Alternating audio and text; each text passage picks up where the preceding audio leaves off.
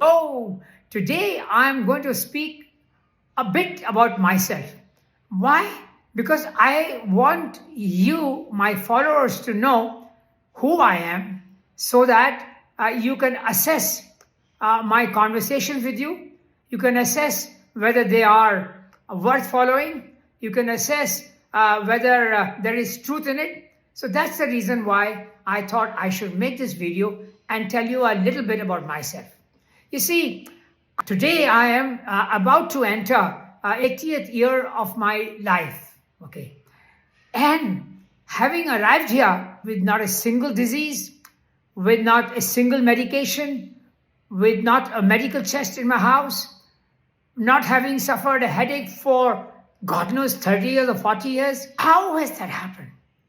What have I learned? Well, I did my PhD in holistic nutrition. I'm also a doctor of naturopathy. But believe you me, while doing those courses, I learned a lot of things, but not many things that we need to know on a day-to-day basis. That has come to me because of my passion for living very healthy and very youthful life. I research on a daily basis. Some of the followers, who like to tease me and they say, "Oh, big deal! It's because of your good genetics that you are like this today." Understand this: that genetics have a role to play, but they are controlled by a system called epigenome. Epigenome controls your genome, and epigenome is controlled by your lifestyle, which means your lifestyle controls your genetics. So your good genes have no value if your lifestyle doesn't support them. Likewise, your bad genes, can be suppressed if your lifestyle is good. Okay. Recently, a few of my friends who are, in their late 70s, have had problems. A couple of them have died, and some of them are struggling. They've been hospitalized. And while they had gone with a simple problem of swelling in some part of the body, then they were admitted to ICU, which is, of course, their standard practice because they want to make sure that while they're in hospital, they should not suffer any sudden deterioration in their health. So to make place safe, they take you to ICU, where, of course, they also make money. And why not? Well, because they take extra care. But this particular friend of mine, he had a stroke while he was in ICU. Somebody who had gone with the swelling in the legs suffered a stroke in the ICU. Now, who do you blame? Do you blame the system? A little bit, yes. They should have been careful. But the blame also goes to the person. Why? And these are the people who have lived very simple and very, very standard life. They haven't done anything outrageous like drinking or smoking or whatever. Why are most of people then suffering from this kind of emergencies in their later years of life? People say fate. I don't buy that. Fate.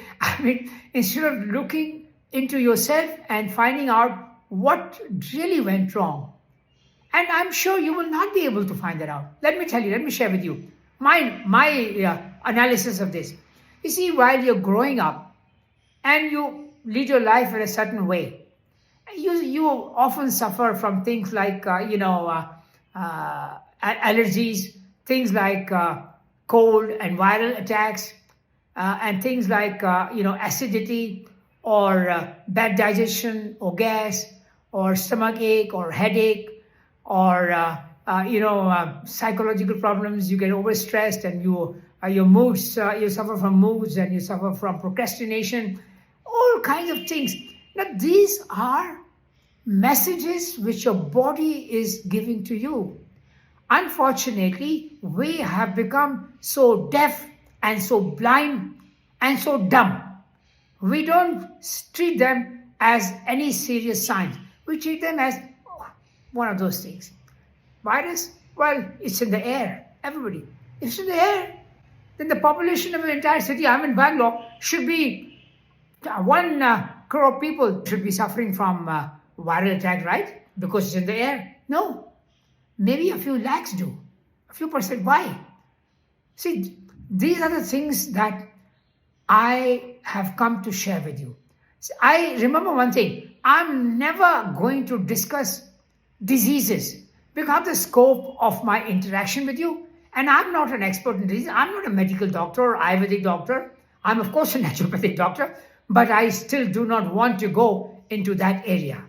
That is left for professionals of diseases, doctors. I'm just going to tell you what I have done and what I think is worth doing.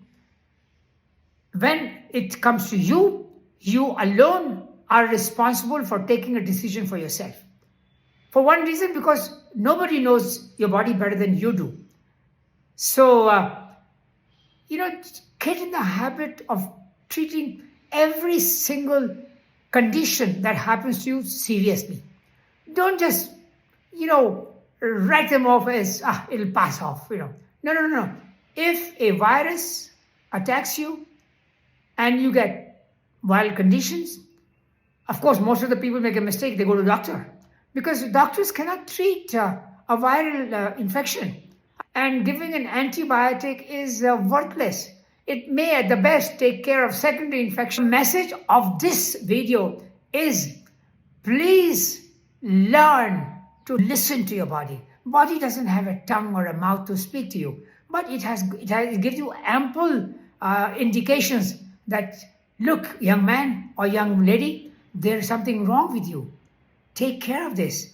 If you don't take care of this, it'll, in many ways, it'll contribute to a serious life-threatening disease in sometime in the future. All right.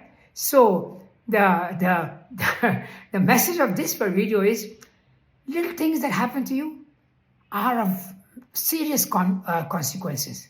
Don't take them lightly. Listen to your body.